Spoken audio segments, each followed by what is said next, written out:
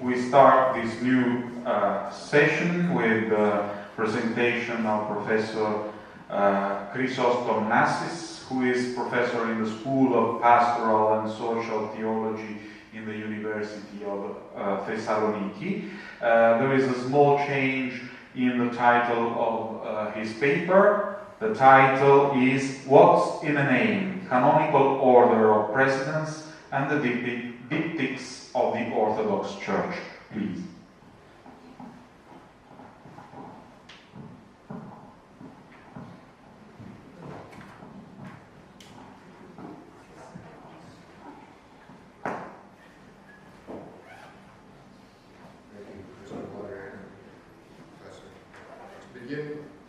Allow me to express greetings with my friend who is also here, Diptychs.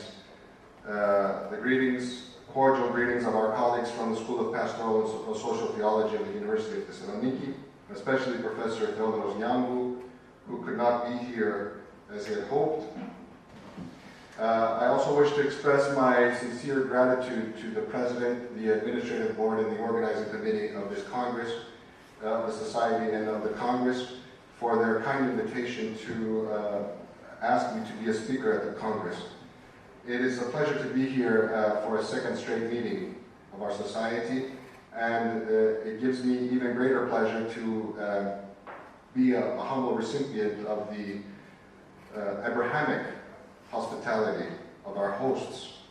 The most extraordinary aspect of this hospitality, it seems, is that it's not very extraordinary at all for them. It's very common and natural, and we thank you. The question of primacy and synodality has absorbed an exorbitant amount of energy among theologians and canonists, generating innumerable, often electrifying discussions on ecclesiology. Likewise, this theme has been at the core of polemical tracts and pronouncements, supplying both subtle and spurious arguments concerning the order of precedence among primates and the canonical prerogatives stemming from such. Hence, the issue of primacy and synodality has been burdened by many entrenchments, dug out in no small measure so that each party could hold its ground or even gain new ground at the expense of others. In fact, it has been at the root of church divisions for centuries. Needless to say, in this historically bellicose situation, perceived or real, coming out of the ditch is indeed a risky endeavor. Taking that risk, however, as one might deduce from more recent experiences, can be quite rewarding, if not altogether liberating. In the brief time allotted to me, I will certainly not present any genuinely fresh or deepening insights into this well-researched and studied topic. I simply hope to peek a bit above the ground in order to offer a faint overview of the issue at hand. To achieve this, I will review select canonical texts regarding the order of precedence of the primatial thrones of the Orthodox Church, the so-called ecclesiastical diptychs, and the liturgical commemoration of the prelates of these thrones. Of course, to comprehend the data available, one also needs to identify shifting perspectives on the question of primacy and the historical circumstances related to these changes. Commemorating the name of a primate or bishop during worship, particularly at the Divine Liturgy, is not merely an age-old liturgical tradition of the Byzantine Rite. It is a canonical requirement. Canons pertaining to the liturgical commemoration of a bishop were expressly instituted for the first time at the Primacy Council held under Photius at the Church of the Holy Apostles in Constantinople. Specifically, with the promulgation of Canons 13, 14, and 15 of that council, the Synodical Fathers sought not simply to preserve a revered ancient liturgical custom, but struggled to maintain ecclesiastical communion and to avoid schism during a time in which secessionist tendencies were widespread. Hence, this prescript was canonically binding for all clergy and monastics equally. In particular, these canons stipulated that monks, deacons, priests, bishops, and metropolitans were to be sanctioned if they ceased commemorating their immediate ecclesiastical superior in worship, prior to the rendering of a final verdict against him by a synodical body. Needless to say, this gradation reveals a pyramidal hierarchical model of church polity.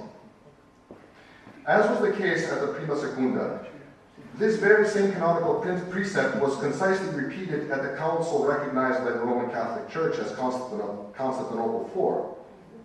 Canon 10 of the Latin collection of canons of this council that deposed Photius and reinstated Ignatius as the legitimate patriarch of Constantinople distinctively focused on the refusal to commemorate the name of the patriarch in liturgy, in this case Ignatius. The canon states, "As divine scripture clearly proclaims, do not find fault before you investigate, and understand first, and then find fault. And does our law judge a person without first giving him a hearing and learning what he does? Consequently, this Holy and Universal Synod justly and fittingly declares and lays down that no lay person or monk or cleric should separate himself from communion with his own patriarch before a careful inquiry and judgment in synod, even if he alleges that he knows of some crime perpetrated by his patriarch. And he must not refuse to include the patriarch's name during the divine mysteries or offices." Interestingly, the Greek version of these canons do not have this phrase. It's Canon 9 according to the Greek collection. And then the canon continues with the lower kind of ecclesiastical superiors until, the level of bishop. Of course, no such provision was reaffirmed in the canons of the Council of Hagia Sophia that officially restored full communion between Old and New Rome. The issue there was more on the question of primacy apropos of appeal jurisdiction and the mutual recognition of juridical competencies of the two primatial sees of the East and the West. Nonetheless, the liturgical commemoration of the bishop's name became a pointed canonical concern precisely at a time during which there was growing animosity between the episcopal sees of Rome and Constantinople. These tensions were caused in particular by the dispute related to papal precedence over the patriarch and ecclesiastical jurisdiction over the newly established church in Bulgaria. The case in point is letter 99 of Pope Nicholas I, entitled Responses to the Questions of the Bulgars.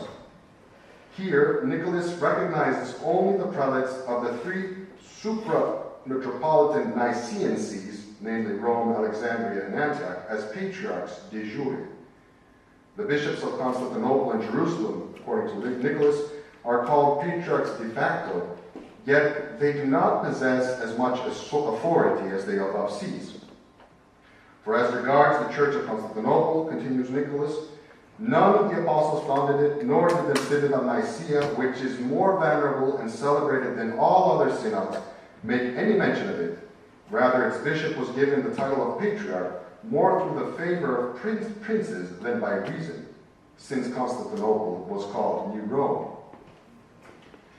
In a similar line of thinking, Nicholas argues against the full and complete patriarchal dignity and authority of the Bishop of Jerusalem, just juxtaposing this earthly city with the true Jerusalem, which is our mother, that is only in heaven. Certainly, such strains in the relations between the Pope and the Patriarch predated the so-called Phocian Schism. A few centuries earlier, Roman reactions against the promulgation of Canon 3 of Constantinople I and Canon 28 of Chalcedon were heated and forthright. This can be seen, for example, in letter 106 of Pope Leo the Great sent to Anatolius of Constantinople. By his missive, which was issued in May of 452, the Pope sought to maintain the Nicene order of precedence. Thus, he defended the position of Alexandria and Antioch against what were viewed as the encroachments of Constantinople. Despite Leo's qualms, the setback at the Robber Council, during which, at the behest of Dioscorus of Alexandria, Flavian of Constantinople was seated fifth in order, and the omission altogether of the See of Constantinople in the Decretum Gelasium, which was arguably written during the period of the Caecian Schism. By the time of Justinian, what was to become the classical order of precedence among the five patriarchal thrones was simply presumed at least in the East. The next paragraph is about a possible attempt to move up Jerusalem in the list of the 5 patriarchal thrones around the time of Trullo. There's some details there regarding the way the patriarchs signed the canons of Trullo, which seems as though Jerusalem is taking an advance over Antioch. We'll skip over that. Despite canonically acquiring equal precedence vis-a-vis Rome, the Byzantine Church consistently recognized that some form of primacy was to be exercised by the Pope. This was especially true when dealing with heretical doctrine and/or ethical abasement, in other words, regarding faith and morals. But once again, the throne of Constantinople never sought to fully integrate this primacy into a concrete and consolidated system of governance. The ebb and flow between deference to Rome, the protothronos, and allegiance to the Pentakoriphon Kratos tis Ecclesias, that is, the pentarchy of patriarchs, is noted in figures such as Theodore the Studite, who uses these terms in the same breath. Here too, Theodore is preoccupied by matters pertaining to sound doctrine and standards of ethical conduct. In relation to this, Blasios Vidal stated that the canonical institution of the pentarchy of patriarchs, in which the papal throne is incorporated as first in line of precedence, constituted the collective form of the protos for the Eastern Orthodox Church. In this canonical institution, the 5 patriarchs make up the highest administrative authority in the Church, the 5-crested dominion of the Church, the Pentakoriphon Kratos tis Ecclesias. Yet, the fact remains that even in the East, there was never full consensus regarding the concept of first among equals, and hardly a canonical binding definition of primacy of honor. The offices of Princeps Episcoporum and Pontifex Summus were still very much at odds, both between Old and New Rome and within the Pentarchy itself. This plurality was not simply a matter of indifference or historical circumstance. It was also due to the undefined preeminent status of the ecumenical throne of Constantinople in relation to the other 3 distinguished patriarchal sees of the East, especially after the Arabic conquests and the fact that Constantinople was also the seat of the Byzantine emperor. All of these factors were in the end barriers that obstructed the development of a clearly elaborated and definitively normative structure of primacy and synodality in both the East and the West. As John Erickson mentioned at the 1978 Regensburg Congress of our Society, the line between legitimate primacy and neo-papalism has not been drawn. Similarly, in his 1995 study on the synodal structure of the Orthodox Church, Louis Patsavos noted, "It is evident that diversity of practice exists." In fact, only an anachronistic and partial reading of the sources can lead one to oversimplifications such as papal monolithic universalism and pentarchial fraternal synodality. Canonical diversity of this sort becomes particularly transparent when examining attempted changes in liturgical practice. For example, after discussing the reservations expressed by Eastern bishops regarding the rehabilitation of the name of Pope Eugene IV in the Diptychs, following the short-lived ratification of the Bull of Union signed at Florence, Robert Taft, in his important study on the Diptychs in the Byzantine liturgy, concludes, "Although modern Orthodox ecclesiologists like to play down the authority of the ecumenical patriarch, the way many of their Catholic counterparts are trying desperately to do with the authority of the papacy, if for different reasons, one has become an almost ritual insistent that the Patriarch of Constantinople is not an Orthodox Pope, should not blind one to another strain in the Orthodox tradition. For one can also find medieval Orthodox writers who were ready to attribute to the ecumenical throne far greater authority than their modern brethren will countenance, all of which is just one more manifestation of the plurality in Orthodox theological thinking, long obvious to anyone who reads sources instead of just repeating cliches." Particularities aside, canonical and liturgical sources reveal that the theoretical validity of the Pentarchy and its nomo-canonically instituted order of precedence endured the establishment of the lesser autonomous autocephalous churches in the Byzantine era. These include the non-pentarchial patriarchates of Bulgaria, Serbia, the autonomous archbishoprics of Cyprus and Ohrid, the independent Catholicosate of Iberia. Regarding the inferior status of the two aforementioned patriarchates and the liturgical commemoration of their prelates, one may simply mention the remarks made by Chrysostom I of Constantinople in his exhortation on the Patriarch of Tarnovo and on baptism. In this document addressed to the clergy of Tarnovo, Chrysostom writes that the Bulgarian prelate from the outset and the beginning was called bishop and was subject to the Holy and Great Church of God, that is Constantinople. For Chrysostom, it was only after the insistent supplication of the Bulgarian prince that the 1235 Council of Lampsakos granted to him the title of patriarch. But this was done by dispensation and in name only. In a move very much reminiscent of the position expressed by Pope Nicholas I regarding Constantinople and Jerusalem, Chrysostom claimed that in accordance with the canons of Chalcedon and Trullo, the Bulgarian primate was not to be numbered among the other most holy patriarchs, nor commemorated in the Diptychs, and that anything else would be an unacceptable novelty or innovation. Wherefore, Chrysostom concluded, it behooves the Patriarch of Tarnovo to commemorate both our modesty and the other patriarchs in the sacred Diptychs. This is requisite on the one hand on account of the submission he owns to our most holy and great Church of God, from whence he received his existence and his right to be called patriarch. And on the other hand, in order to invest himself with honor and to remain in communion with our modesty and with that of the other patriarchs. Thus he shall preserve in his church the form of the established ecclesiastical order. Ton typon tis ecclesiastikis katastasoi. Before concluding, Chrysostom goes on to quote a similar position outlined in the relevant tomos issued by Germanos II of Constantinople at the 1235 Council. It was this very same Germanos who was called upon to subdue the turbulence set in motion by his predecessor after the latter recognized the autocephaly of the Church of Serbia in 1219. This recognition resulted in the passionate objection of the learned judge and arbiter, Archbishop Dimitrios Komatinos of Ohrid, who considered this act a violation of his archiepiscopal prerogatives. Germanos, who as a result of the Latin conquest of Constantinople after the Fourth Crusade found himself in Nicaea, was also, historically speaking, the first ecumenical patriarch to use the appellation Mother Church. As far as I have been able to verify, he was the first to use this for the See of Constantinople. He adopted this terminology wholesale in a letter addressed to the cardinals of the Church of Rome dated 1232, aimed at healing the schism of East and West.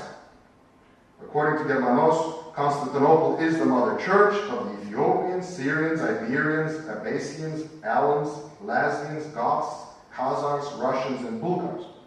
Notably, Serbian Slavs are missing from the list, perhaps on account of their ecclesiastical political standing. This usage, of course, directly contradicts the position of previous patriarchs, such as John Kamatiros, who in a letter addressed to Pope Innocent III, issued in the year 1200, categorically rejected the characterization of Old Rome as the Mother Church. In this context, one may recall the responses of Pope Nicholas I, in which the Mother is none other than the true and heavenly Jerusalem. Here one might note that, from a strictly nomo-canonical perspective, the title Mother Church is found only on the level of original primacy, namely at the level of the see of the Mother City, tis Mitros Polis. In a similar view, it would be interesting to study who, according to the Eastern Orthodox canonical tradition, may be called Father, Pater, Pater και Δέσποτα, and or Septi Κορυφή, Pater και Caput. Just as the five patriarchs were a category unto themselves, despite some internal gradations, likewise the Byzantine emperor in relation to other Orthodox autocrats could be viewed as primus sine paribus. This is clearly demonstrated in the letter that Anthony IV of Constantinople addressed to the Grand Prince Vasily of Moscow. The Holy Emperor, writes Anthony, occupies an illustrious position in the Church, and it is not possible to equate him with other rulers and local sovereigns. Even if by God's condescension the nations have encircled the seat and territory of imperial authority, the Emperor has nonetheless still received until now the same consecration on the part of the Church, the same rank, and the same prayers. He is anointed with the prestigious Miron, consecrated as Vasilevs and autocrat of the Romans, that is, of all Christians, and his name is commemorated everywhere by all the patriarchs, metropolitans, and bishops, wherever people call themselves Christians, which is the privilege of no other ruler or local sovereign. It is not possible for one who does not commemorate him to be an archbishop. This situation, of course, was to change radically after the light from the Orthodox East was to find itself shrouded under the dark sky of the autumn star and crescent. Henceforth, hope could only come from the dawning northern light, the Tsar of Russia.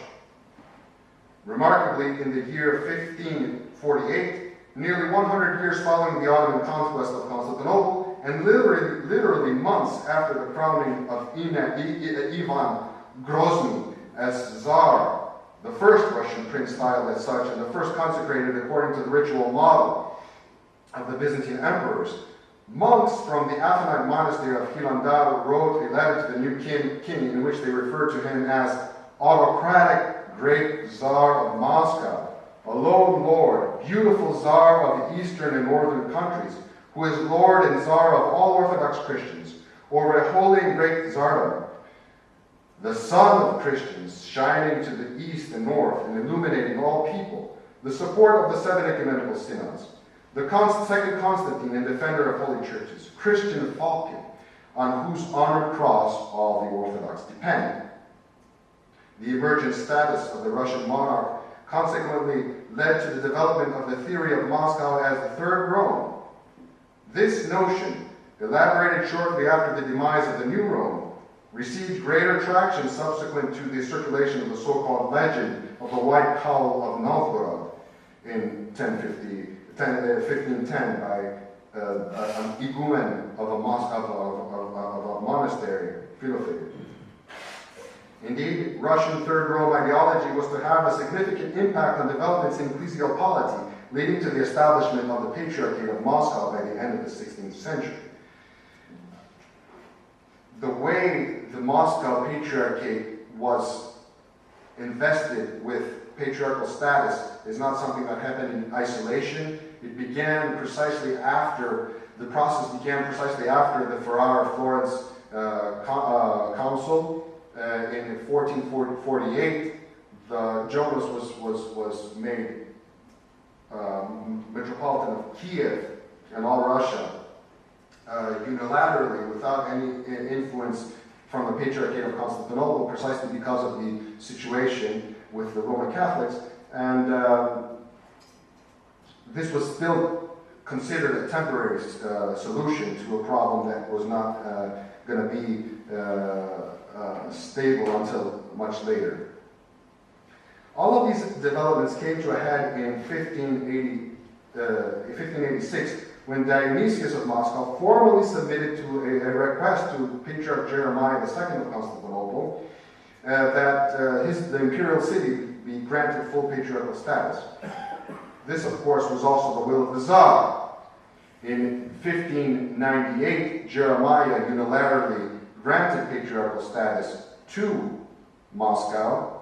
He actually was asked to take on the role of first patriarch of Moscow. He considered this proposal for a while, but he thought it would be best not to accept it. Finally, the Russians asked to have this decision of 1589 ratified by a broader Orthodox consensus, and Jeremiah, after returning to Constantinople, sought to ratify this decision in the gathering of the, quote, entire ecumenical council, which he convened in May of 1590 at the Church of Theotokos Paramithia. Needless to say, numerous hierarchs were present at the council, called under the presidency of Jeremiah, in order to deliberate over the Russian question. Included among them were the patriarchs of Antioch and Jerusalem. Only the Alexandrine prelate was not in attendance, inasmuch as the See of Mark was vacant at the time. As expected, the 1950 Council of Constantinople fully acknowledged this new status of the Moscow prelate.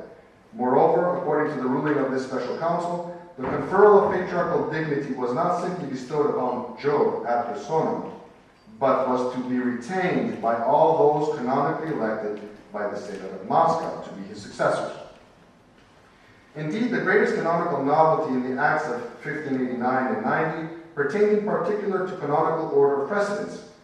This time, Moscow was not simply made a patriarchate in name only, which allegedly was the case for the lesser patriarchates of the past, but was to be numbered fifth unto the ages to come, following the four remaining ancient Orthodox sees of the Pentarchy. I will skip over reading the actual text of the Domos. I would just like to point out the last sentence. For he is to maintain and regard as the apostolic throne of Constantinople as his head and superior, as do the other patriarchs. Now we see how primacy comes into play. When Dionysius of Larissa was sent to Moscow to deliver this new Tomos, he was not received until much later. He was waiting to be received in Moscow for months. They did not receive the Tomos in Moscow. They asked Dionysius to return, to have a new decision, and to elevate Moscow from the fifth to the third position. Dionysius went back. There was a new council convened. And the reason why they asked to have a new council convened was because they said this could not be a decision made without the Patriarch of Alexandria. That was the canonical justification of their argument. And in 1593, there was a new council in Constantinople, at which Meletius Bigas, the Patriarch of Alexandria, was present. This council was called the Holy and Sacred Great Council.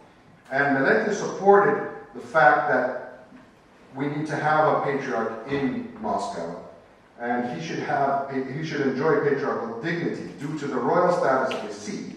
At the same time, however, he reasoned that the conciliar father should limit all further innovation with regards to the endowment of the church, realizing that such innovations always lead to confusion and division among the churches. To avoid this, they must remain within the bounds circumscribed by the ancient canons of Nicaea, Chalcedon, and Trullo, and number the Patriarch of Moscow fifth in order of precedence, following Jerusalem in both the sacred diptychs and ecclesiastical assemblies. One other prerogative granted by the 1593 Council of Constantinople was the commemoration of the name of the Tsar in worship. And this was an attempt to placate the Tsar in Moscow to accept this final ruling. Be that as it may, the placement of the See of Moscow after Jerusalem in order of precedence played nicely into another prominent ideological construct circulating at the time, namely that of Moscow as the New Jerusalem. Certainly the position of Jerusalem as fifth in the Pentarchy could be contended, at least theoretically. According to the proposed argument, Jerusalem should be promoted to its rightful place in the first position. Besides, that's where Christ lived, suffered, was raised from the dead, and where the gospel was first proclaimed. Conceivably, such an endorsement of the See of Holy Zion, the mother of the churches, could easily be incorporated in a grander scheme to promote the Patriarchate of Moscow. If successful, it would draw Moscow to a higher position simply by association. This, of course, would undermine the entire pentarchial structural order of the church. Here again, Meletius of Alexandria responds. He has a letter sent to the Russians in the Polish kingdom, written in 1596, supporting the Orthodox after the so-called Union of Brest-Litovsk. In this letter, he writes, "Some speak against the Patriarch of Constantinople and ask, whence is it that and why is he called ecumenical? Then, concerning the prelate of Alexandria, they question, why is he called judge of the ecumenia? and claim that in using this title he boasts against God. Then they promote the primate of Jerusalem and ask, why is he not preferred above the other three? That is, the patriarchs of Constantinople, Alexandria, and Antioch. They conspired thus, not in order to elevate the patriarch of Jerusalem, but so as to undermine the three. He goes on to talk about Jerusalem as the Mitera Tonekision, and why they do not diminish his glory in the east, but that this was a decision based on the wisdom of the fathers, dispensed as they dispensed these things, in order that the sovereignty and kingdom of Christ, by having the throne of Jerusalem hold the first, by holding the first place, may not seem as though it was a worldly realm. Be that as it may, the Third Rome and New Jerusalem theory were both effectively terminated in the 1666-67 Moscow Council that deposed Nikon.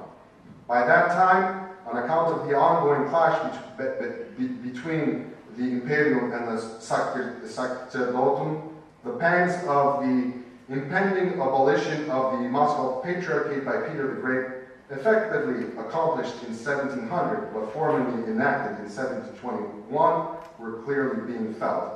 We won't have time to get into the final text. It's very interesting. It's the correspondence between the Anglican non-jurors and the patriarchs of the East that was that began in 1718.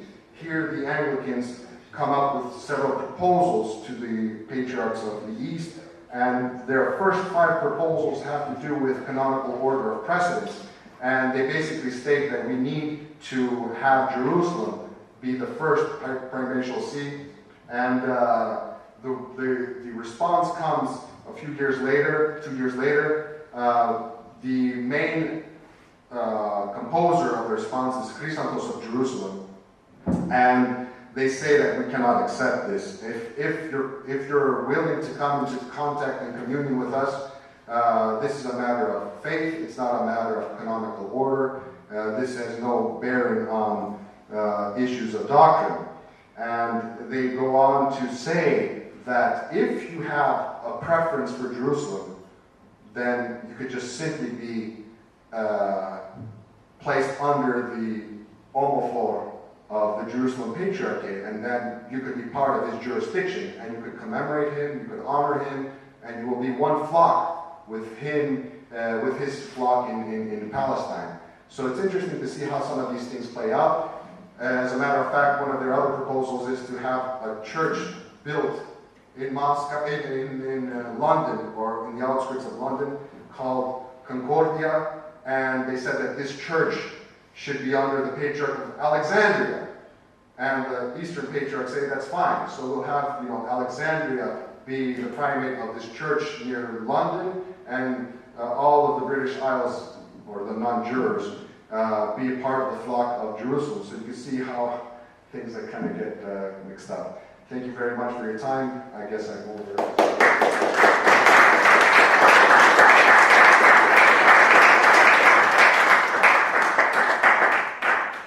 Thank you very much, Professor Nassis.